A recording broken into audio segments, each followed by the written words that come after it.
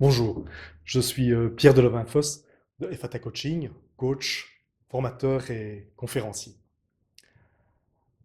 Alors aujourd'hui, si vous êtes dirigeant d'entreprise, j'ai deux cadeaux pour vous. Mais avant de vous les présenter, je voudrais d'abord vous rejoindre dans votre quotidien de dirigeant. Aujourd'hui, si vous êtes à la tête d'une entreprise, il est plus que probable que vos journées soient réellement trop courtes.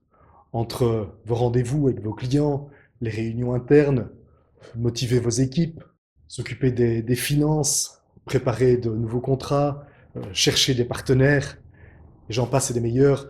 La liste de vos tâches est sans fin. Vous avez la tête dans le guidon. Ce n'est pas l'envie de prendre de la hauteur qui manque, mais comment le faire et quand le faire.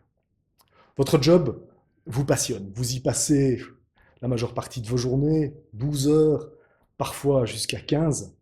Et vous sentez aussi quelque part tiraillé. Tiraillé entre ce job qui vous passionne, les responsabilités que vous avez vis-à-vis de tous ceux qui, quelque part, dépendent de vous, tous vos collaborateurs, mais également ceux que vous aimez. Votre conjoint, vos enfants, si vous en avez, votre famille, vos amis. Est-ce que c'est juste pour vous de passer 12 à 15 heures pour votre entreprise et de ne passer que quelques pauvres heures avec ceux qui se comptent pour vous? Et en plus, quelles heures? Ce sont les heures où vous rentrez le soir, vous êtes fatigué, épuisé, vous avez encore en tête pas mal de problèmes à résoudre, vous avez peut-être de nouvelles idées en tête aussi que vous désirez explorer. Ce ne sont pas les heures où vous êtes le plus disponible de la journée non plus. Et pourtant, c'est ça, la vie de patron pour la majorité d'entre nous aujourd'hui. Ce que vous vivez, la grande majorité des patrons le vivent aussi. Une enquête récente disait que les patrons souffraient principalement de trois mots. Ce premier mot, c'est la solitude. Le second, c'est le stress. Et le troisième, c'est cette difficulté justement à concilier d'une part la vie privée et de l'autre part la vie pour l'entreprise.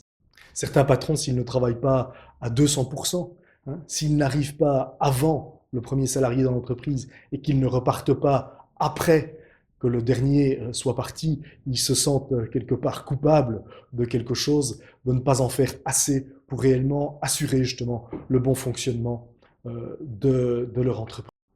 Le danger dans cette situation, c'est d'être toujours plus réactif et moins proactif. C'est un peu comme si le capitaine du bateau passait sa vie à courir partout dans le bateau, passait plus de temps, je dirais, dans la cale avec les mécanos que vraiment à observer à l'horizon toutes les opportunités qui émergent ou les dangers éventuellement qui se présentent. Si vous vous retrouvez dans la situation que je viens de décrire, un peu, moyennement ou tout à fait, alors aujourd'hui je vous propose trois clés. N'essayez pas de les adopter toutes les trois. Je vous propose simplement d'en prendre une et de la mettre en pratique dans votre vie de dirigeant aujourd'hui. Alors la première de ces clés, c'est de dire non. Souvent, beaucoup de personnes ont des difficultés à dire non. Allez peut-être en arrière, regardez tous ces oui que vous avez donnés et que vous avez regretté par la suite d'avoir donnés. Ces oui qui vous ont bouffé votre temps et qui ne vous permettent pas de vous consacrer à l'essentiel, là où réellement vous avez la plus grande valeur ajoutée. Alors, si vous avez des difficultés à dire non, ça s'apprend, ça s'entraîne, c'est un peu comme un muscle, forcez-vous au début, et si vraiment vous n'y arrivez pas, demandez un coup de main à un coach. La seconde clé, c'est la loi de Pareto. Alors on l'applique souvent, je dirais, au domaine des ventes. Moi, je propose que vous l'appliquiez à vos préoccupations ou à vos occupations plutôt. C'est-à-dire que 20% de ce que vous faites produit 80% des résultats de ce que vous escomptez. Et donc, je vous invite à mettre le doigt, non pas sur ces 20%, mais sur les 80% des tâches qui ne sont pas vraiment importantes pour ce que vous voulez réaliser. Ces tâches-là, une fois que vous avez la liste, gardez celles que vous aimez. Il faut faire ce qu'on aime parce que c'est là réellement qu'on est bon.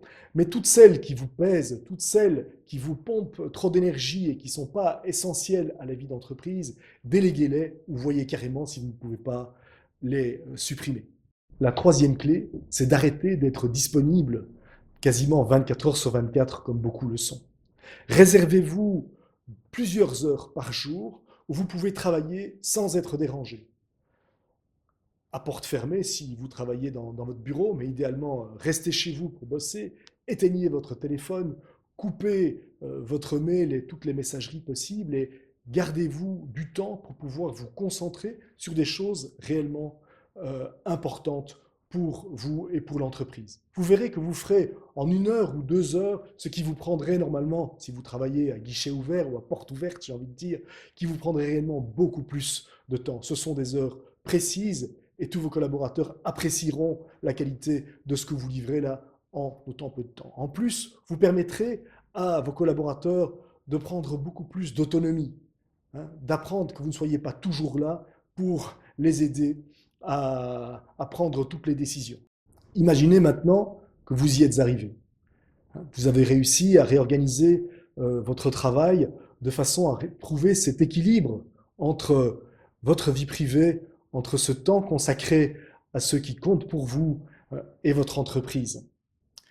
Vous avez réussi à diminuer le stress, à vous concentrer sur les tâches pour lesquelles vous avez la plus haute valeur ajoutée, et vous avez réussi à déléguer toutes ces tâches pour lesquelles vous n'êtes pas vraiment indispensable et que d'autres vont faire au moins aussi bien que vous.